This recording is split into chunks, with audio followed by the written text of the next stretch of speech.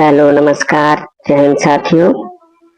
आज हम जानेंगे देश और विदेश की महत्वपूर्ण खबरों में हमारे महत्वपूर्ण प्रश्न है। हमारा पहला प्रश्न है, खेलो इंडिया एनटीपीसी राष्ट्रीय रैंकिंग तीरंदाजी प्रतियोगिता में रजत पदक किसने जीता?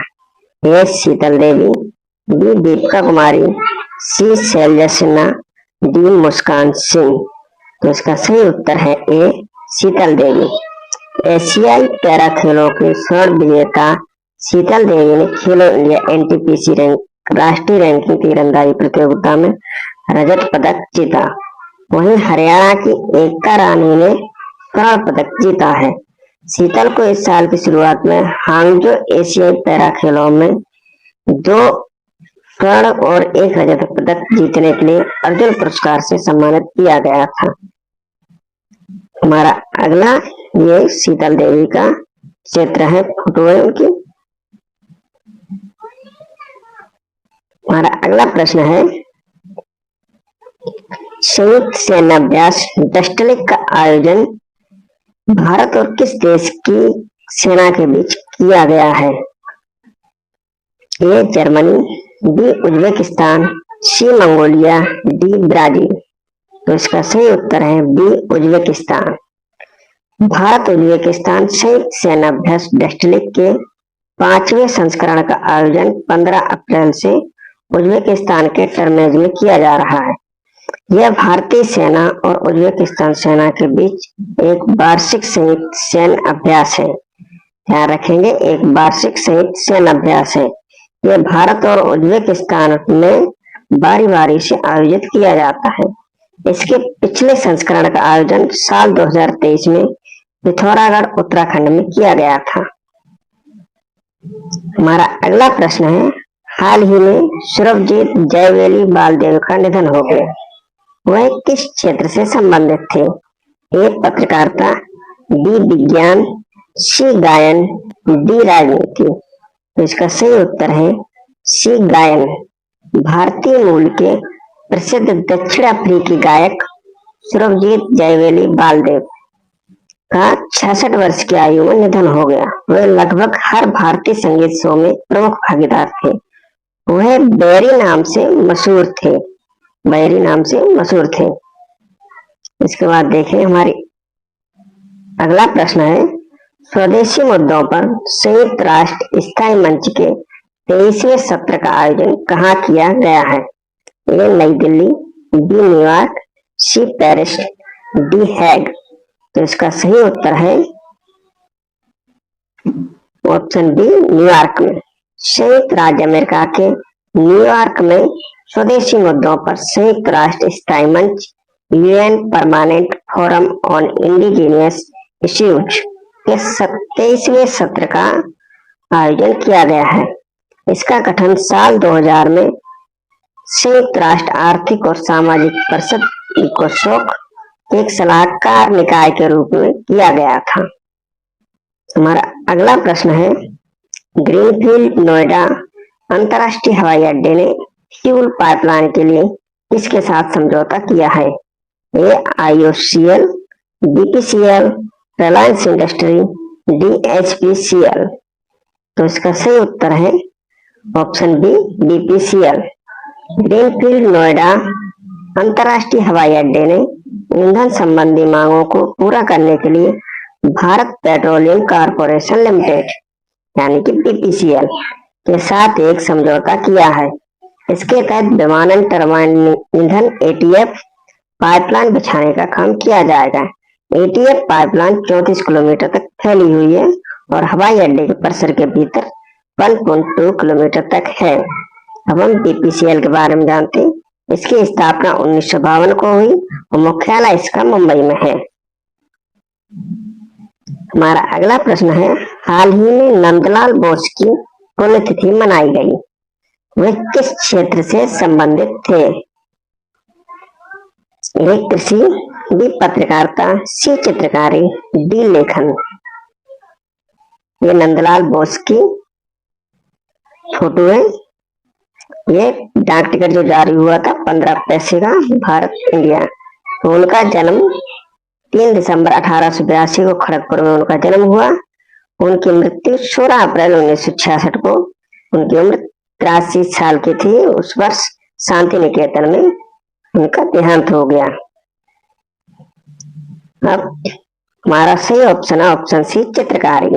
भारत में आधुनिक कला के अग्रणी और प्रसिद्ध चित्रकार नंदलाल बोस की पुण्यतिथि 16 अप्रैल को मनाई गई। नंदलाल बोस का 16 अप्रैल 1966 को निधन हुआ था। उनका जन्म 3 दिसंबर 1882 को एक मध्यम वर्गीय बंगाली परिवार में हुआ था। उन्हें साल 1954 में भारत के दूसरे सबसे बड़े नागरिक सम्मान पद्म विभूषण से सम्मानित किया गया था। हमारा अगला प्रश्न है, अहमद अब्दुल्ला अल अहमद अल सबा किस देश के नए प्रधानमंत्री बने हैं?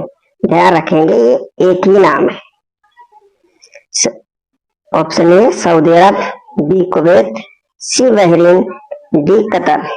तो इसका सही उत्तर है बी कुवैत।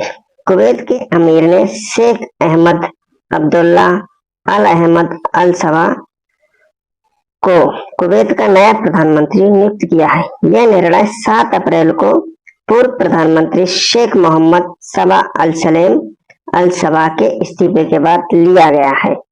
कुवैत पश्चिम एशिया का एक देश है। हमारा अगला प्रश्न है, ली सीन लूंग किस देश के प्रधानमंत्री हैं जिन्होंने अपने पद को छोड़ने की घोषणा की है?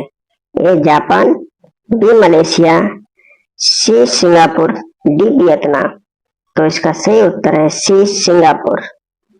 सिंगापुर के प्रधानमंत्री ली सीन लूंग ने घोषणा की है कि वह लंबे समय से नियोजित नेतृत्व परिवर्तन के हिस्से के रूप में लगभग 20 वर्षों